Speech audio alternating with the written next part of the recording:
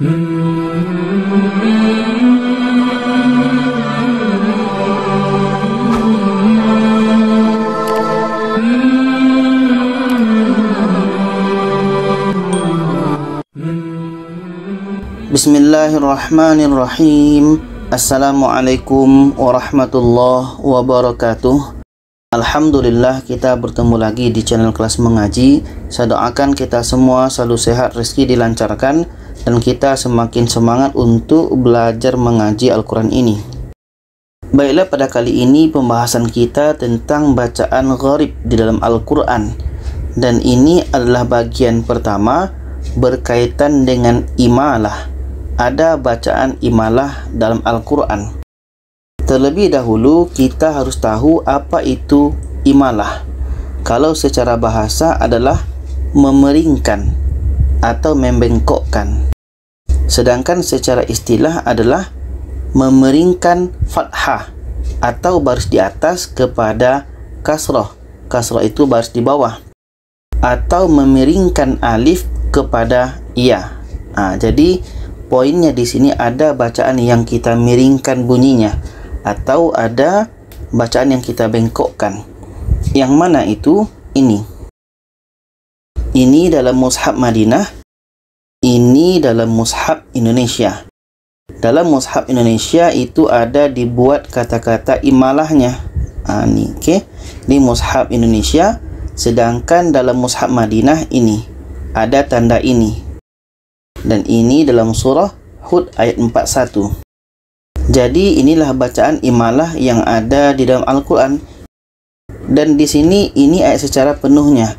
Ini mushaf Madinah. Ini mushaf Madinah. Ini ayat penuhnya ayat 41. Ini tandanya. Ini mushaf Indonesia. Ini tandanya ada kata-kata imalah. Nah, sekarang bagaimana cara membaca bacaan imalah ini? Yaitunya tadi adalah memeringkan. Yang asalnya dibaca majroha, di sini ada alif kecil, maka kita miringkan menjadi majreha. Majreha. Kita baca. A'udzu billahi minasyaitonir rajim. Bismillahirrahmanirrahim. Bismillahi majriha wa mursaha. Panjangnya 2 harakat saja. Bismillahi majriha wa mursaha. Lagi sekali. Bismillahi majriha wa mursaha. Jadi itu saja. Yang asalnya majroha dibaca menjadi majriha. Ini namanya bacaan imalah. Itu saja. Baiklah, pada kali ini pembahasan kita yaitunya tentang bacaan gharib. Yang mana ini bagian kedua, yaitunya pembahasan kita tentang saktah. Sebelum kita membahas lebih jauh tentang saktah, kita harus tahu dulu apa maksud dari bacaan saktah ini. Kalau kita lihat dari segi bahasa, yaitunya diam atau mencegah. Sedangkan secara istilah adalah memutuskan kata sambil menahan nafas dengan niat meneruskan bacaan. Jadi kita ada berhenti dengan nafas kita tahan, dan setelah itu kita meneruskan bacaan. Kita berhenti dengan menahan nafas, dan setelah itu kita teruskan bacaan kita. Dan bagaimana lamanya saktah itu? Yaitunya sama dengan 2 harakat atau 2 detik. Jadi kita ada diam 2 harakat atau 2 detik tanpa kita mengambil nafas yang baru. Kita hanya menahan nafas. Jadi diam ini apakah sama dengan wakaf? Karena kan wakaf juga berhenti. Di sini saya akan kasih penjelasan perbedaan wakaf dengan saktah. Wakaf adalah kita berhenti dengan mengambil nafas. Maksudnya kita memang berhenti. Apakah berhenti sebab akhir ayat atau sebab tanda wakaf? Dan setelah berhenti tadi, kita mengambil nafas yang baru. Kalau saktah itu adalah kita berhenti, tapi tidak disertai dengan mengambil nafas. Maksudnya, kita berhenti itu kita masih dengan nafas yang sama, tanpa mengambil nafas yang baru. Untuk lebih mudah fahamnya, kita akan melihat contoh. Ini yang pertama, karena saktah ini ada beberapa tempat dalam Al-Quran. Yang pertama dalam surah Al-Kahfi ayat 1 hingga 2. Ini dia. Letaknya pada ayat 1. Kebetulan letaknya pada ujung ayat. Jadi kita akan menyambung dari ayat 1 ke ayat 2. Ini mushaf Madinah. Simbolnya ada huruf sin. Oke, ada huruf sin. Sedangkan dalam mushaf Indonesia ini ada kata-kata saktahnya. Ada kata-kata saktahnya. Oke. Dalam mushaf Madinah ini ada huruf sin. Dalam mushaf Indonesia ada kata-kata saktahnya. Jadi kita ambil salah satu, kita besarkan. Ini mushaf Madinah. Jadi di sini ada simbol saktah dan cara membacanya di sini ada dua. Yang pertama, kita berhenti di sini. Berhenti karena ayat 1 dan setelah itu kita teruskan ayat 2. Kita berhenti itu karena waqaf. Kita berhenti dan mengambil nafas yang baru. Itu cara yang pertama. Cara yang kedua dengan saktah. Kita berhenti 2 detik. Setelah itu kita teruskan ke bawah sini dengan masih nafas yang sama. Kita bukan mengambil nafas yang baru. Jadi sekarang kita praktekkan contoh yang pertama dengan kita berhenti di sini dan kita teruskan ke sini. Walam yaj'al lahu iwaja qayyiman liyunzira ba'san syadida. Jadi kita berhenti di sini karena di sini akhir ayat 1. Walam yaj'al lahu iwaja qayyiman liyunzira ba'san syadida. Itu cara yang pertama dengan cara waqaf pada ayat 1. Cara yang kedua dengan saktah. Kita berhenti sejenak 2 detik dan setelah itu kita teruskan di sini. Di sini kalau kita lihat mushaf Madinah, ja ini barisnya adalah tanwin. Maka kalau kita ingin sambung dari sini ke ayat 2, tidak berlaku tanwin bertemu qa di sini. Tanwin bertemu qa hukumnya ikhfa hakiki. Jadi tidak berlaku dengung. Oke, tidak berlaku dengung. Kenapa tidak berlaku dengung? Karena kita berhenti di sini 2 detik. Jadi cara bacanya walam yaj'al lahu iwaja. Kita berhenti 2 detik. 1, 2. Qayyiman liyunzira ba'san syadida. Kita ulang lagi sekali. Walam yaj'al lahu iwaja. 1, 2. Qayyiman liyunzira ba'san syadida. Oke, itu Al-Kahfi ayat 1 hingga 2. Cara bacanya ada 2. Yang pertama kita berhenti pada ayat 1 atau yang kedua dengan menggunakan saktah. Dan di sini yang lebih afdol adalah bacaan saktah. Dan kita masuk saktah yang kedua dalam surah Yasin ini. Ini ayat yang selalu kita baca. Ini dalam mushaf Madinah. Ini tanda sinnya. Sedangkan dalam mushaf Indonesia ini ada dibuat di sini kata-kata saktah. Oke, ini mushaf Madinah ada sinnya.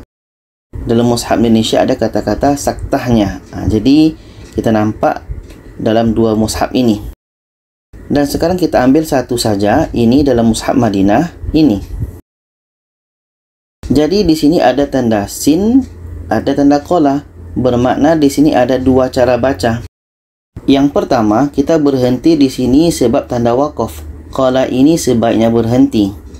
Itu cara yang pertama. Sedangkan cara yang kedua, kita berhenti sejenak karena ada tanda saktah di sini. Kita berhenti 2 detik, setelah itu kita lanjutkan. Oke, sekarang kita contohkan. Kita contohkan dengan cara yang pertama, tanda qala. Kita akan berhenti di sini. Qalu ya wailana man ba'athana min marqadina hadza ma wa'ada ar-rahman. Jadi kita berhenti di sini. Oke, berhenti sebab tanda waqaf. Lagi sekali. Qalu ya wailana man ba'athana min marqadina hadza ma wa'ada ar-rahman. Itu cara yang pertama. Cara yang kedua dengan kita menggunakan saktah. Kita berhenti di sini 2 detik. Setelah itu kita lanjutkan. Qalu ya wailana man ba'athana min marqadina 1, 2. Hadza ma wa'ada ar-rahman. Lagi sekali. Qalu ya wailana man ba'athana min marqadina 1, 2. Hadza ma wa'ada ar-rahman. Jadi di sini ada berhenti sebab tanda waqaf dan juga ada berhenti sebab tanda saktah. Mana yang lebih afdol? Mana yang lebih utama? Yaitunya tanda saktah. Kita berhenti 2 detik di sini, setelah itu kita lanjutkan. Oke, ini untuk surah Yasin ayat 52. Saktah yang ketiga dalam surah Al-Qiyamah ayat 27 ini dalam mushaf Madinah ini. Ada tanda sin, ini tanda saktah. Sedangkan dalam mushaf Indonesia ini ada kata-kata saktahnya. Oke, dalam surah Al-Qiyamah ayat 27. Sekarang kita ambil satu dalam mushaf Madinah ini. Jadi pada man ini kita berhenti 2 detik, baru kita lanjutkan dengan ro. Oke, kita berhenti di sini 2 detik, baru kita lanjutkan dengan ro. Jadi tidak berlaku di sini nun mati bertemu ro.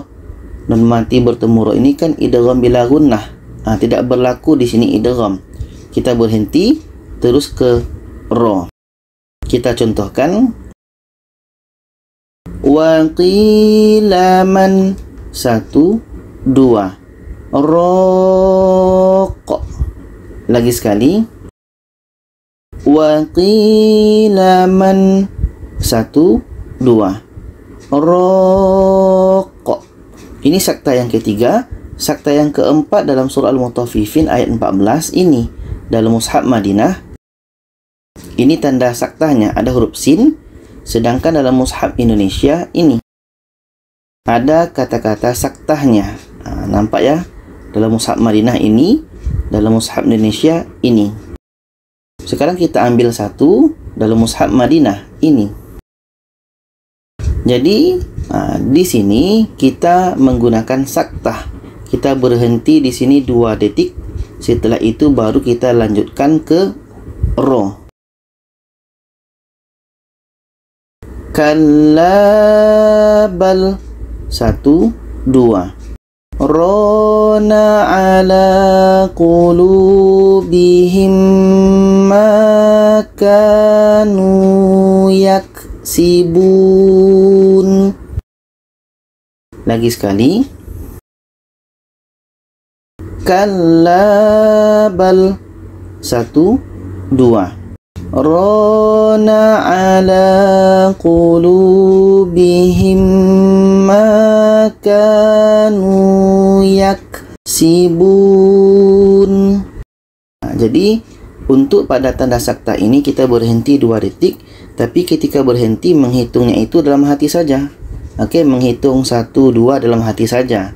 Contoh di sini, kalla bal rana ala. Jadi kita hitung 2 detiknya di dalam hati. Baiklah, pada kali ini kita akan membahas tentang bacaan gharib. Oke, bacaan gharib yang ketiga yaitunya naqal. Oke, ada bacaan naqal di dalam Al-Quran.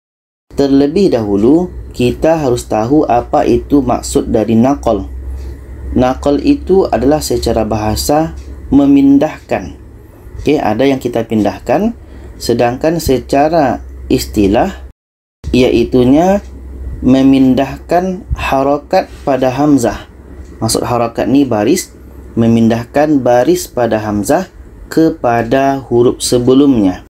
Jadi nanti ada hamzah situ yang punya baris hamzah itu kita pindahkan kepada huruf sebelumnya. Untuk lebih mudah fahamnya, kita akan terus lihat ayatnya. Dalam surah Al-Hujurat ayat 11 ini.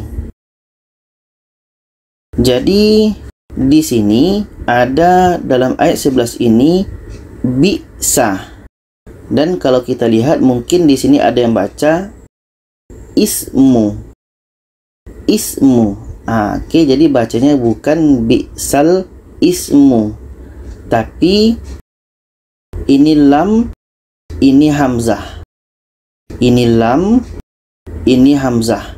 Jadi hamzah yang awalnya berbaris di bawah ini kita pindahkan baris bawah ini kepada huruf lam.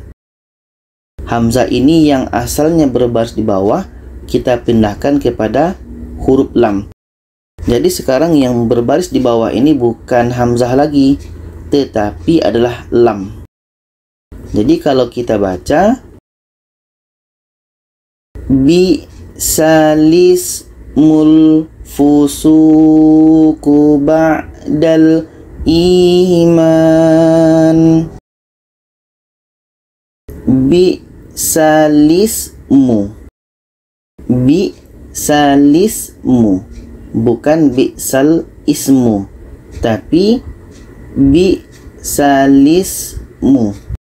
Lagi sekali, bi'salismul fusuku ba'dal iman.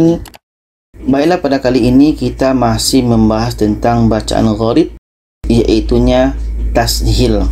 Bagaimana cara mudah membaca bacaan tashil ini? Terlebih dahulu kita harus tahu apa maksud dari tashil. Kalau secara bahasa adalah memudahkan atau meringankan. Sedangkan secara istilah adalah mengucapkan huruf antara hamzah dan alif. Jadi dalam bacaan tashil ini ada bacaan yang kita akan mudahkan, kita akan ringankan. Apa maksudnya?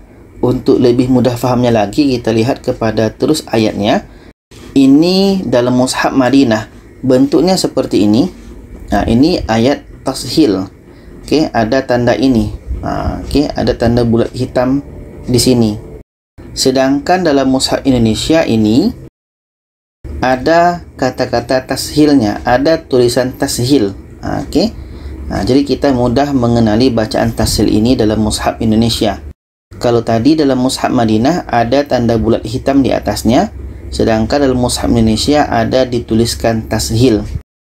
Itu untuk mengenalinya. Sekarang bagaimana cara membacanya? Kita akan menggunakan mushaf Madinah. Ini bacaan tashil, ada bulat hitam. Jadi, apakah surah Fussilat ayat 44 ini dibaca seperti ini? A'jamiyun. Ada hamzah berbaris atas bertemu hamzah. Apakah kita baca a'jamiyun? A'jamiyun itu adalah salah. Bukan dibaca a'jamiyun. Atau mungkin ada yang membacanya seperti ini. A-nya itu dipanjangkan karena ada alif. Contohnya a'jamiyun. A'jamiyun. Itu juga salah. Jadi bagaimana cara baca betulnya? Yaitu kita ringankan di sini dengan menggunakan oke, kita lembutkan sedikit, kita ringankan sedikit.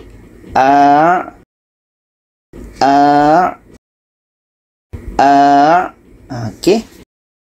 Jadi kalau kita baca a'jamiyyu wa arabi, a'jamiyyu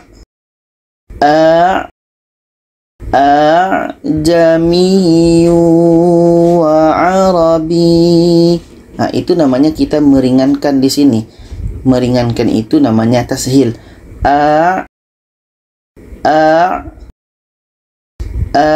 A'jamiyyu wa arabi. Baiklah, pada kali ini kita masih membahas tentang bacaan gharib, yaitunya ismam. Jadi terlebih dahulu kita harus tahu apa itu ismam. Ismam itu adalah menghimpun dua bibir. Oke, dua bibir kita untuk mengiringi huruf yang sukun atau mati sebagai isyarat dhammah atau baris di depan dengan tanpa suara dan nafas. Jadi nanti ada dua bibir kita ini yang dihimpun sehingga nanti akan menjadi maju ke depan sedikit. Untuk lebih mudah fahamnya, kita lihat dulu yang mana ayatnya. Ini dalam surah Yusuf ayat 11 ini. Ini ayat ismam. Ada tanda seperti ini. Ini dalam mushaf Madinah ya. Ini ayat ismam. Ayat ismam ditandai seperti ini. Kita nampak tandanya. Sedangkan dalam mushaf Indonesia seperti ini. Ada tulisan ismamnya. Oke, ada tulisan ismamnya. Menunjukkan ini adalah bacaan yang dibaca secara ismam. Jadi sekarang, bagaimana cara membaca bacaan ismam ini? Jadi untuk mudah fahamnya adalah la ta'manna ini berasal dari seperti ini. Jadi yang perlu kita tahu adalah di sini ada dibaca dengung. Itu yang pertama harus kita tahu. Dan yang kedua, ketika kita sudah buat dengung, maka nun yang pertama ini mulut kita maju ke depan atau monyong ke depan. Oke. Setelah kita monyongkan ke depan, baru kita jelaskan nun yang berbaris di atas. Oke. Yang pertama harus jelas dengungnya. Yang kedua, ketika sebut nun yang pertama ini, kita harus monyongkan mulut kita atau kita majukan mulut kita ke depan. Dan yang ketiga, nah ini harus kita baca secara jelas. Kita baca Bismillahirrahmanirrahim. Qalu ya abana malaka la ta'manna ala Yusuf. La ta'manna. Kita lihat arah kursor ini. Pertama kita dengungkan. Ketika saya letakkan di sini, di tengah-tengah antara mim dengan nun itu dengung.